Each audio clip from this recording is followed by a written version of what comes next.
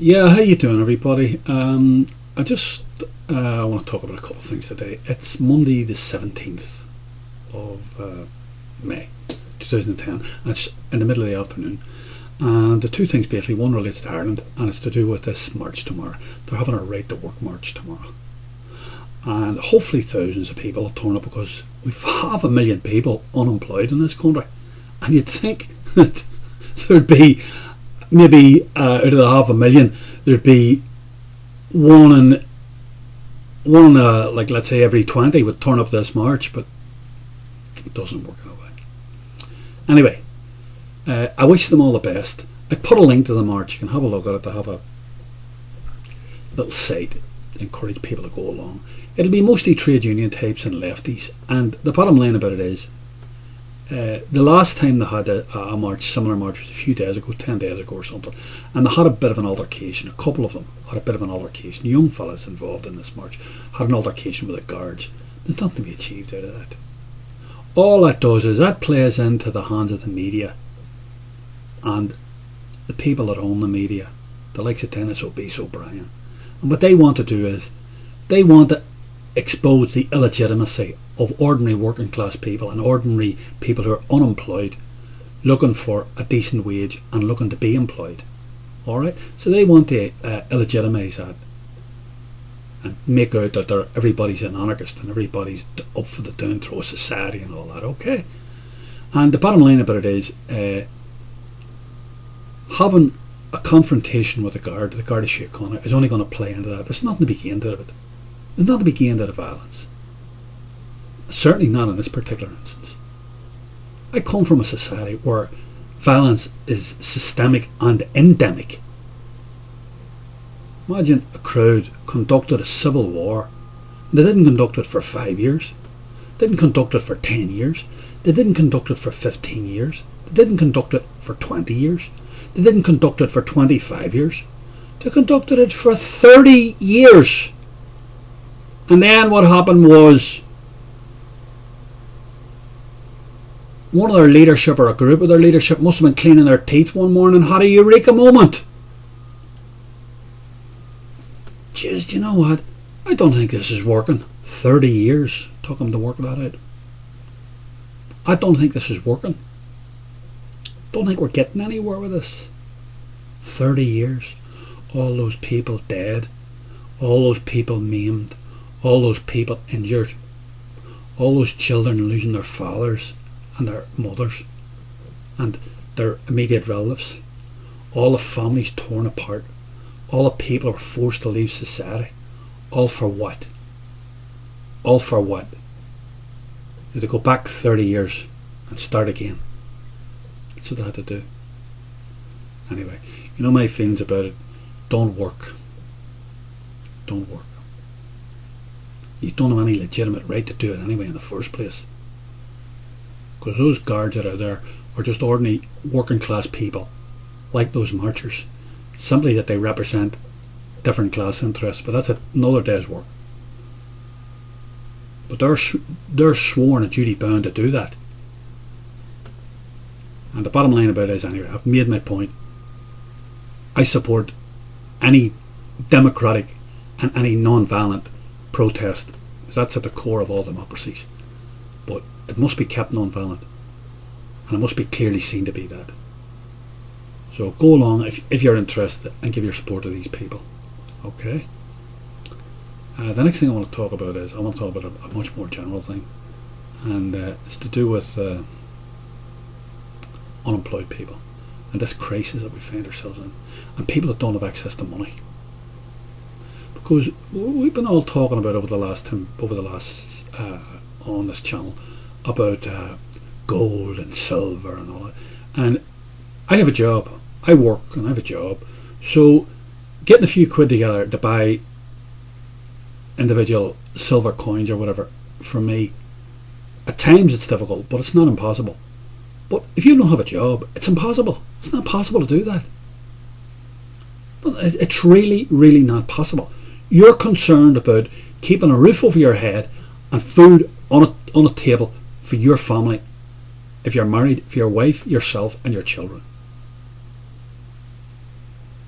So what I want to talk about is I want to talk about something that comes before gold and something that comes before silver in dealing with this particular crisis. And it's a real simple thing, and it was initiated in an organised manner, in a really organised manner, by in these islands where I live, by the Normans when the Normans came to England. And it's called a dry larder. Now I'm sure the Saxons had it before that, I'm sure it goes back to the Roman days as well, but the Normans had it done in a very organised and very methodical manner. And what it consisted of was, it consisted of a room in a basement, a dark room in a basement, and it was all shelved out. And what happened was, goods were dried, smoked and dried, and then left there. And that was for bad days. And that's what everybody should be doing now. I don't care if you're the wealthiest guy in the country or you're the smallest guy. The wealthiest guy can go out and just do it in one go, but if you're somebody who has no access to money, you can do it on a much smaller scale. And I've proved that. I did my one over 6 months. I put my thing together over 6 months, and I spent no more than 10, most weeks I spent between €8 and €10, and I've ended up with €260, approximately €260 worth of dried foods. Everybody who comes to my house and sees it, they think I'm mad, and they know about it. Hey, let us see that larder you have. They all laugh. They all laugh. Anyway, I may have the last laugh. I hope I don't, but I may have the last laugh. But I hope I don't. But anyway, that's another day's work. What you do is you make a list, and every week you spend between €8 and €10. Not much, but you'd be staggered at what you're able to build up after 6 months, after a few months. And what you have to do is you have to build up obvious things, and this is stuff like, first of all, you have to forget about potatoes. You have to engage in your mind what is not perishable. Non-perishable goods you want. Dried and non-perishable goods. And you make a big list of them all out. And there's things like pasta, keep it for 2 years. Rice, keep it for 2 years. Alright? For mixed vegetables. Dried mixed vegetables. Canned mixed vegetables.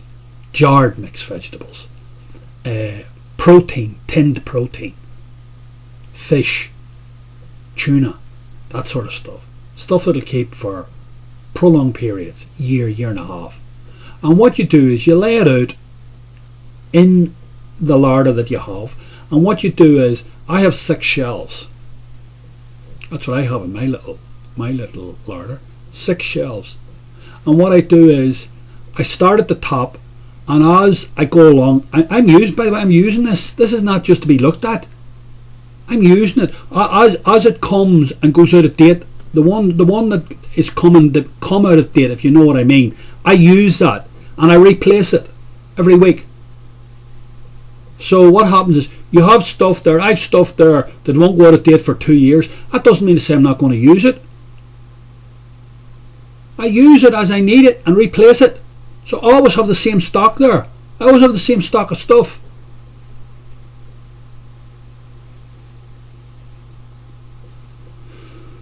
So that's the notion of what you do. You circulate the stuff. So you're using it constantly and you're replacing it. And you spend no more than between €8 or €10 a week. And at the end of 6 months, you've spent €260 and you have a big larder full of this stuff. And you'd be surprised at what it is and what it can hold. And you will use it. I promise you will use it. Just keep using it as you go along, but you must replace it. And then you'll always have basically the same amount. And I reckon, just off the top of my head, that would keep you going for about a month if things do turn bad. Now, people say to me, what? Look, what's the loss? The loss says nothing. Small amount of money. You'd spend €8 on a couple of drinks. So you have this supply, this dry supply, and if the thing does turn bad, you have enough food to keep you going for a month or 6 weeks. Alright? Because I'm telling you, very few other people are going to have this. And please believe me, you've probably never seen it, but I did in the north of Ireland. I've seen situations where supermarkets are cleaned out in 2 days. There was not one thing to be got in supermarkets or shops. And that's not a pleasant situation to be in if you've got a family. No use telling your children, can't feed you tonight, but not for dinner. So, you know where I'm coming from. Just make it a list of what you think you're going to need, and you buy that and utilise it and you put it away. And by the way, it's much more important than gold or silver. Much more important.